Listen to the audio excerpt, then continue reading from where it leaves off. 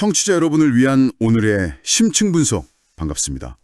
오늘은 인류의 가장 오래된 이야기 중 하나, 바로 창세기 3장을 아주 깊게 파헤쳐 보려고 합니다. 이 본문을 다시 보니까요, 이게 그냥 선악과 먹은 이야기가 아니더라고요. 어떻게 보면 인류 최초의 심리 스릴러 같기도 하고요. 또 관계가 어떻게 파탄 나는지에 대한 완벽한 매뉴얼 같다는 생각도 들었습니다. 매뉴얼이라는 표현이 정말 딱 맞네요. 그 유혹, 또 자기 합리화, 그리고 책임 전가, 마지막으로 파국에 이르는 그 단계가 정말 너무나도 정교하게 묘사되어 있거든요. 그렇죠. 그래서 오늘 저희는 이 짧은 텍스트가 뭐랄까, 현대인의 관계나 직장에서의 갈등, 심지어는 우리 내면의 목소리까지 어떻게 설명하고 있는지 그 핵심 코드를 한번 풀어보려고 합니다. 네, 좋습니다. 그 모든 것이 무너지는 도미노의 첫 조각은 과연 어디였을지 같이 한번 따라가 보시죠. 네. 자, 그럼 이야기의 시작부터가 좀 심상치 않아요. 뱀이 등장하는데 그냥 뱀이 아니라 하나님이 지으신 들짐승 중에 가장 간교하더라. 이렇게 아주 구체적인 캐릭터 설명이 붙어서 나옵니다. 맞아요. 이 간교한 뱀이 여자에게 던지는 첫 질문부터가 정말 기가 막힙니다. 하나님이 진짜로 동산 모든 나무 열매를 먹지 말라고 하시던 이렇게요. 이게 바로 전형적인 가스라이팅의 시작이라고 볼 수 있어요. 가스라이팅이요? 네. 사실을 아주 교묘하게 비틀어서 상대방의 기억이나 판단력을 막 흐리게 만드는 거죠. 원래 하나님의 명령은 모든 나무가 아니었잖아요. 아니었죠. 뱀의 왜곡을 바로잡기는 하는데 자기도 모르게 원래 명령을 살짝 바꿔서 말해요. 동산 중앙에 있는 나무 열매는 하나님의 말씀에 너희는 먹지도 말고 만지지도 말라. 너희가 죽을까 하노라 하셨느니라. 만지지 말라는 말은 원래 없던 규칙인데 이걸 스스로 추가해버렸네요. 바로 그 지점입니다. 이게 심리학에서 말하는 규칙의 내면화 과정에서 왜곡이 일어난 거예요. 금기에 대한 압박감이 너무 커지니까 스스로 더 엄격한 규칙을 만들어낸 거죠. 만지지도 말아야지 하고요. 근데 더 중요한 건요, 반드시 죽는다는 하나님의 단호한 경고가 죽을 수도 있다는 불확실한 가능성으로 약화되었다는 점입니다. 그 미세한 균열을 뱀이 놓칠 리가 없겠네요. 그럼요. 바로 그 틈을 파고들죠. 너희가 결코 죽지 아니하리라. 아주 단호하게 신의 말을 그냥 정면으로 반박해버립니다. 여기서부터 이제 본격적인 유혹이 시작되는 거군요. 네. 근데 이게 단순한 부정이 아니에요. 훨씬 더 매력적인 대안을 제시하거든요. 대안이요? 그거 먹으면 너희 눈이 밝아져서 하나님처럼 선악을 알게 될까 봐 하나님이 일부러 막는 거야. 이렇게 말하죠. 이건 정말 판도를 바꾸는 주장이에요. 금지의 이유가 우리를 보호하려는 게 아니라 견제하려는 거다. 이런 프레임을 딱 씌워버리는 거죠. 너희의 잠재력을 두려워해서 못하게 막는 거다. 이 말만큼 강력한 유혹이 또 있을까요? 없죠. 마치 엄청난 비밀을 알려주는 것처럼요. 이건 그냥 사과 하나 더 먹는 그런 차원의 문제가 아니네요. 하나님처럼 된다는 제안은 뭐랄까 존재의 업그레이드에 대한 약속이잖아요. 그렇죠. 지식, 통찰력, 어떤 신적인 영역에 대한 갈망을 딱 건드리는 정말 거부하기 힘든 제안인 거죠. 네. 뱀의 이 한마디가 여자의 인식을 완전히 바꿔놓습니다. 그 말을 듣고 난 후에 여자가 나무를 보는 시선이 본문에 아주 생생하게 묘사되거든요. 맞아요. 먹음직도 하고 보암직도 하고 지혜롭게 할 만큼 탐스럽기도 한 나무. 이게 현대 마케팅의 원리랑 똑같아요. 제품의 기능, 디자인, 그리고 브랜드가 주는 가치까지 욕망의 3요소를 완벽하게 자극한 거죠. 뱀은 과일이 아니라 새로운 자아상을 판 거네요. 정합합니다. 결국 여자는 그 유혹에 넘어가서 열매를 먹고 자기와 함께 있는 남편에게도 주매 그도 먹은지라 이렇게 이어지는데요. 저는 이 자기와 함께 있는이라는 표현이 좀 소름 돋더라고요. 아담이 어디 멀리 있다가 온 게 아니라 이 모든 대화를 옆에서 그냥 듣고 있었을 수도 있다는 거잖아요. 그럴 가능성이 매우 높다고 봅니다. 근데 그는 이 대화에 끼어들지도 않고 아내를 말리지도 않아요. 그냥 주니까 받아 먹어요. 네, 그냥 아내가 건네주니까 받아 먹어요. 이 침묵은 동의와 방관, 그 사이 어디쯤에 있는 매우 적극적인 선택이라고 봐야 합니다. 나중에 책임을 회피하는 모습을 보면 이 순간의 침묵이 얼마나 비겁했는지 더 명확해지는 것 같고요. 맞습니다. 자, 둘 다 금지된 열매를 먹었습니다. 그러자 본문이 이에 그들의 눈이 밝아져 라고 말해요. 뱀의 말은 맞긴 맞았네요. 눈이 밝아지긴 했어요. 그런데 그들이 얻은 게 뭐였죠? 그게 신적인 지혜가 아니었던 거죠. 자신들이 벌거벗었다는 사실을 깨닫는 부끄러움이었습니다. 부끄러움. 네, 여기서 안다는 것의 개념이 바뀌는 거예요. 이전에는 벌거벗은 상태가 그냥 자연스러운 사실, 팩트였다면 이제는 그게 평가와 판단의 대상이 되는 수치스러운 상태가 된 거죠. 최초의 자기 객관화인데 그 결과가 너무나 고통스러운 자의식의 시작이었던 겁니다. 그래서 그들의 첫 행동이 무화과나무 잎으로 몸을 가리는 거였군요. 새로 얻은 알미 만들어낸 부끄러움을 가리기 위한 최초의 방어 기제. 네, 그렇게 볼 수 있죠. 그리고 이 변화는 행동뿐만 아니라 관계에도 즉시 영향을 미칩니다. 하나님의 음성을 듣고 동산나무 사이에 숨어버리죠. 이전에는 스스럼 없이 거닐던 관계였는데 맞아요. 이제는 두려움의 대상이 된 거예요. 죄책감이 관계의 단절을 불러온 거죠. 이때 하나님이 던지는 질문이 참 의미심장합니다. 너가 어디 있느냐? 이게 그냥 위치를 묻는 건 아닐 테고요. 그럼요.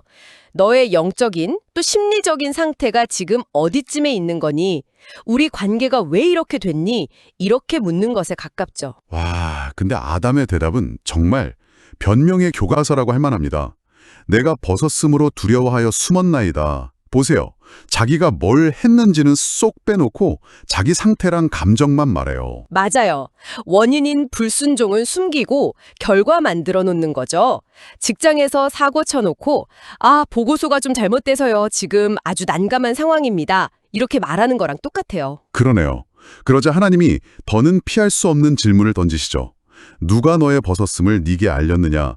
내가 너에게 먹지 말라고 명령한 그 나무 열매를 네가 먹었느냐?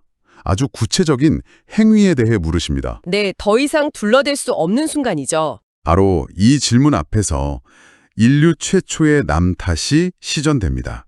아담의 대답 정말 압권입니다. 하나님이 주셔서 나와 함께 있게 하신 여자, 그가 그 나무 열매를 내게 주므로 내가 먹었나이다. 이 문장은 정말 분석할수록 놀라워요. 어떤 점이요? 일단 첫째, 그 여자가 줬어요 라면서 책임을 아내에게 딱 넘기죠. 그렇죠. 근데 거기서 끝나지 않아요.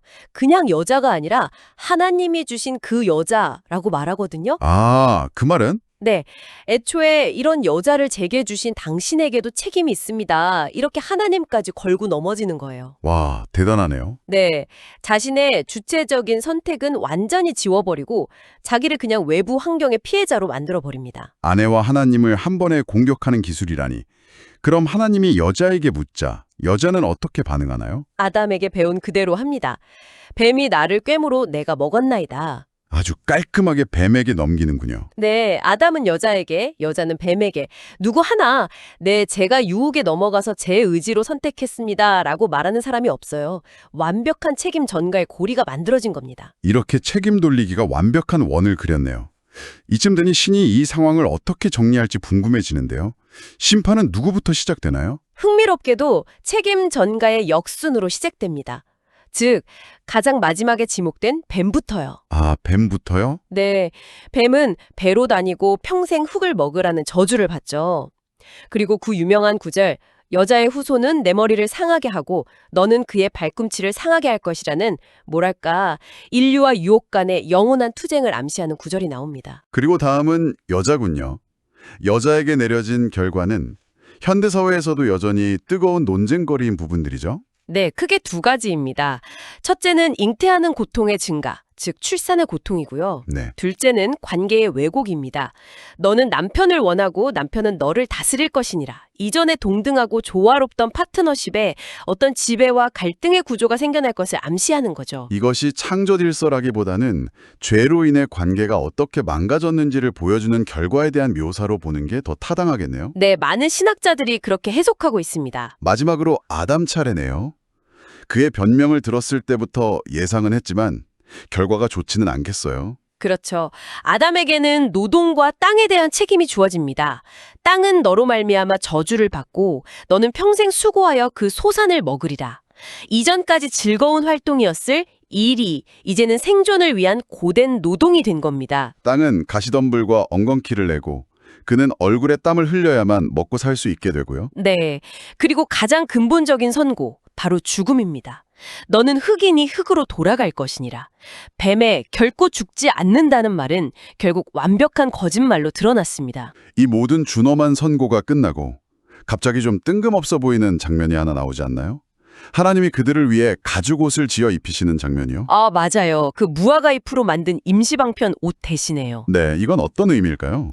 이건 정말 복합적인 의미를 가진 장면인데요. 한편으로는 심판 속에서도 그들을 완전히 버리지는 않는 최소한의 배려와 보호를 보여주는 은혜의 상징으로 볼 수 있죠. 하지만 다른 한편으로 보면 가죽옷을 만들려면 동물의 희생, 즉 최초의 죽음이 필요했을 거잖아요. 그렇겠네요. 그들의 죄의 대가를 자른 생명이 치렀다는 것을 암시하는 아주 서늘한 장면이기도 합니다. 하지만 그게 에덴에서의 마지막 배려였군요. 곧바로 추방 명령이 내려집니다. 보라, 이 사람이 선악을 아는 일에 우리 중 하나같이 되었으니 그가 손을 들어 생명나무 여름에도 따먹고 영생할까 하노라. 이 말은 어떻게 해석해야 할까요? 선악을 알게 된 죄의 상태, 그러니까 관계가 깨지고 서로를 탓하는 이기적인 상태로 영원히 사는 것이야말로 진짜 지옥이라는 의미로 볼 수 있습니다. 영생이 축복이 아니라 저주가 될 수 있는 상황이 된 거군요. 바로 그거죠. 그래서 그들을 에덴에서 내보내서 생명나무로 가는 길을 막는 것은 어찌 보면 최악의 상황을 막기 위한 비격적인 조치라고도 할 수 있습니다. 그리고 그 길은 그룹들과 두루 도는 불칼을 두어서 완전히 차단해버리죠. 네, 낙원으로의 복귀는 불가능해졌다는 선언입니다. 이야기는 이렇게 인간이 에덴 밖의 척박한 땅에서 스스로의 힘으로 살아가야 하는 존재가 되었음을 보여주며 끝이 납니다. 정리해보면 이 짧은 이야기는 유혹에 넘어가고 그 선택에 대한 책임을 지지 않고 서로를 탓할 때 한 개인의 삶과 모든 관계 그리고 세상 전체가 어떻게 총체적으로 무너져 내리는지를 보여주는 완벽한 시뮬레이션이었네요. 맞습니다. 특히 지식의 양면성을 생각하게 만들죠. 그들은 분명 선악을 아는 지식을 얻었어요. 뱀의 말이 완전히 틀린 건 아니었죠. 그렇죠. 하지만 그 대가로 순수함과 평온, 조화로운 관계가 있던 낙원을 잃었습니다. 무언가를 안다는 것이 얼마나 무거운 책임과 대가를 동반하는지, 순수함을 잃는 대가로 얻는 알미 과연 가치 있는 것인지에 대한 근원적인 질문을 던지고 있습니다. 청취자 여러분께서 한번 곱씹어 볼 만한 마지막 질문을 던지면서 마무리하겠습니다.